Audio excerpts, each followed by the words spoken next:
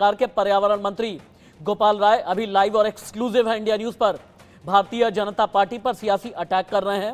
संजय सिंह की रिहाई को लेकर के क्या बोल रहे हैं गोपाल राय, लाइव सुनिए। दिल्ली के अंदर फर्जी शराब घोटाले का मुखौटा लगा करके राजनीतिक षड्यंत्र के द्वारा आम आदमी पार्टी को खत्म करने का अरविंद केजरीवाल को खत्म करने का जो अभियान चलाया था, जिस तरह से भारतीय जनता पार्टी की सरकार ने ईडी को, सीबीआई को अपना हथियार बना करके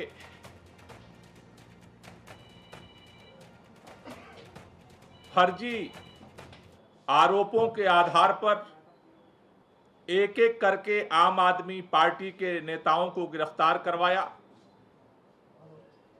मनीष सिसोदिया जी को गिरफ्तार किया गया,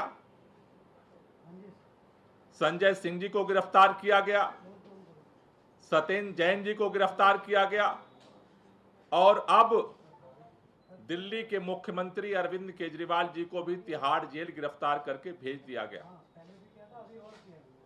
लेकिन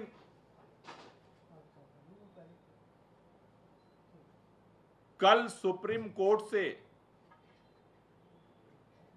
संजय सिंह जी की जमानत मिलने के बाद एक बात स्पष्ट हो गई है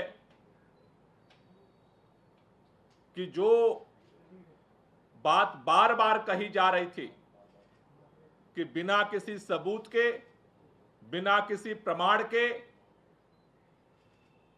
डरा करके, धमका करके, दबाव बना करके लोगों को सरकारी गवाह बना करके झूठे आरोप लगा करके ये सारी गिरफ्तारियां की गई हैं। कल सुप्रीम कोर्ट में ये सारा सच सामने आया है। ये भारतीय जनता पार्टी की षड्यंत्र और तानाशाही की सबसे बड़ी हार है।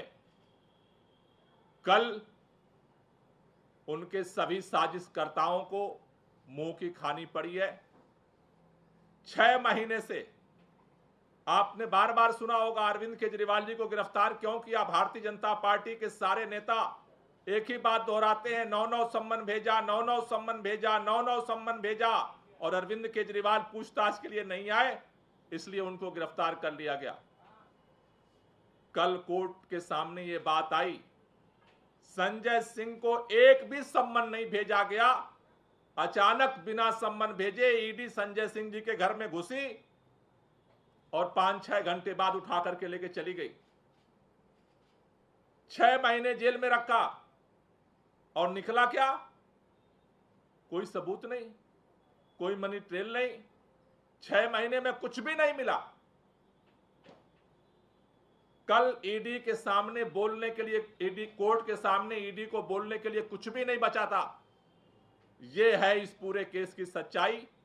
और इसी तरह से षड्यंत्र करके हमारे सभी नेताओं को, और इसी तरह के षड्यंत्र करके दिल्ली के मुख्यमंत्री को भी बिना एफआईआर, बिना किसी आरोपी के आप मुख्यमंत्री को उठा करके आपने जेल में बंद कर दिया।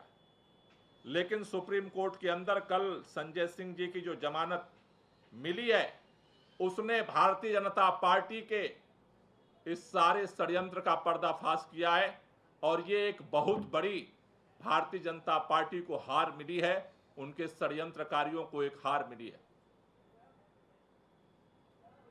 इसमें निश्चित रूप से जिस तरह से दिल्ली के मुख्यमंत्री अरविंद केजरीवाल को भारतीय जनता पार्टी ने गिरफ्तार करवाया, उसके बाद जिस तरह से रामलीला मैदान में पूरा देश इकट्ठा हुआ, दिल्ली के लोग इकट्ठे हुए, पूरे देश में इसके खिलाफ आवाज उठ रही है। कोई मुखर होकर के बोल रहा है और कोई अपने दिल के अंदर बोल रहा है कि ये ज्यादती हो रही है, अब तो बहुत ज्यादा हो रहा है अत्याचार। यह अन्याय और अत्याचार की पराकाष्ठा हो रही है। हर व्यक्ति के जुबान पर यही बात है आज। ये तो अब हदें सारी पार कर रही है, ये तो तानाशाही हो रही है। दुनिया के अंदर भी आज हमारे देश का नाम बदनाम हो रहा है। रामलीला मैदान की रैली के बाद आज भारतीय जनता पार्टी के षड्यंत्रकर्ता दबाव में,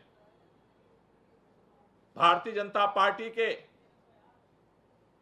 सारे साजिशकर्ता आज दबाव में, और आज उनको यह लगता है कि कहीं अरविंद केजरीवाल की गिरफ्तारी उनके लिए भारी न पड़ जाए, क्योंकि आज पूरे देश के अंदर अगर गांव चट्टी चौराहे से लेकर के दुनिया के अंदर आज अगर चर्चा हो रही है तो एक ही बात की हो रही है कि जिस मुख्यमंत्री ने लोगों के लिए अपने जिंदगी को समर्पित किया, काम किया, आखिर आज वो जेल के अंदर क्यों है?